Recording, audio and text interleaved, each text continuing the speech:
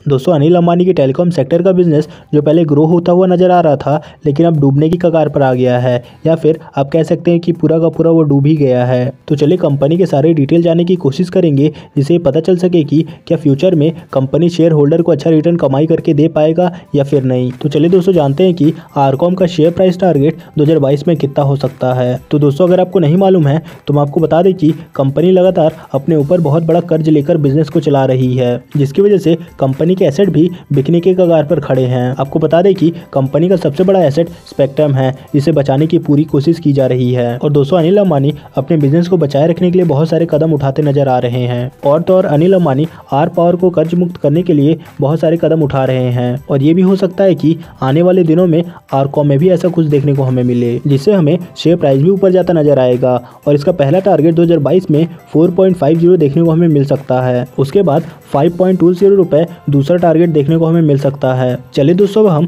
RCom के 2023 के target के बारे में बात कर लेते हैं। तो अगर कंपनी अपने बिजनेस टेलीकॉम स्पेक्ट्रम बेचकर कर्ज को कम करती है तो आरकॉम अपने एंटरप्राइजेस बिजनेस में फोकस करती नजर आने वाली है। और आपको ये जानकर हैरानी होगी कि कंपनी अभी भी इसमें मार्केट लीडर है, और ये बिजनेस नेटवर्किंग, डेटा सेंटर और क्लाउड जैसी टेक्नोलॉजी से जुड़ा हुआ है, जिसमें आने वाले दिनों में कंपनी का वैल्यूएशन बढ़ता नजर आ सकता है। हालांकि कंपनी इस बिजनेस को कैसे चला पाती है आगे आने वाले दिनों में ही हमें देखने को मिलेगा। और 2023 तक शेयर प्राइस की बात करें तो 6 रुपये 40 पैसा पहला टारगेट देखने को मिल सकता है। अगर इस टारगेट को जल्दी हिट होता हुआ देखते हैं तो 7 रुपये के लिए जरूर होल्ड करना चाहिए। चलिए अब 2025 के टारगेट के बारे में बात कर लेते हैं। तो दोस्तों कंपनी लगातार अपने प्रॉपर्टी को बेचकर बैंक और अन्य कंपनी के कर्ज को चुकाने की कोशिश करती हुई नजर आ रही है, जिसकी वजह से कंपनी का फ्यूचर ना के बराबर देखने को मिलता है। हालांकि दोस्तों समय समय में कुछ अच्छे न्यूज़ के चलते आपको थोड़ा बहुत उछाल देखने को मिल सकता है, लेकिन बड़े रिटर्न की उम्मीद ना के बराबर देखने को मिलती है। दोस्तों कंपनी यदि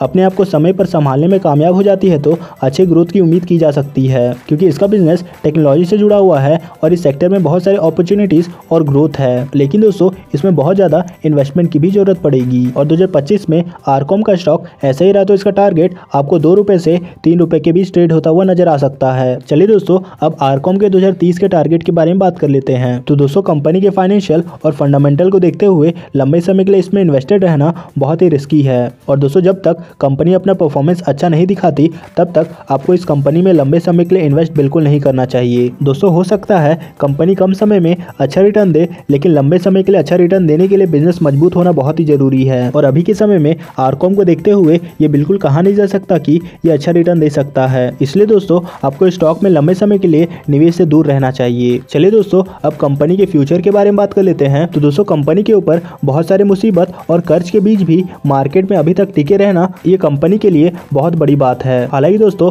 अभी भी कंपनी को फाइनेंशियल इतना मजबूत नहीं है फ्यूचर में इस बिजनेस को चलाए रखने के लिए। लेकिन दोस्तों आने वाले दिनों में किसी बड़े कंपनी के साथ मर्जर देखने को मिले तो कंपनी के अच्छे दिन शुरू हो सकते हैं। चलिए दोस्तों अब हम रिस्क फैक्टर के बारे में बात कर लेते हैं। तो दोस्तों कंपनी के ऊपर बहुत सारे रिस्क देखने को मिलते हैं। सबसे बड़ा रिस्क ये है कि उसके ऊपर लगे कर्ज, जिसकी वजह से कंपनी आज बुरे मुकाम पर खड़ी है। अगर दोस्तों आप अपने पैसे इस कंपनी में निवेश करने के बारे में सोच रहे हैं तो आप अपने पैसे को रिस्क में डाल रहे हैं, इसलिए उतना ही पैसा निवेश करें जितना नुकसान होने पर ज़्यादा फर्क ना पड़े। तो दोस्तों उम्मीद करते हैं कि आपको ये एनालिसिस पसंद आई होगी। तो दोस्तों ये थे कुछ अपडेट आरकॉम को लेकर। इस वीडियो में फिलहाल इतना ही, मिलते हैं नेक्स्ट वीडियो में।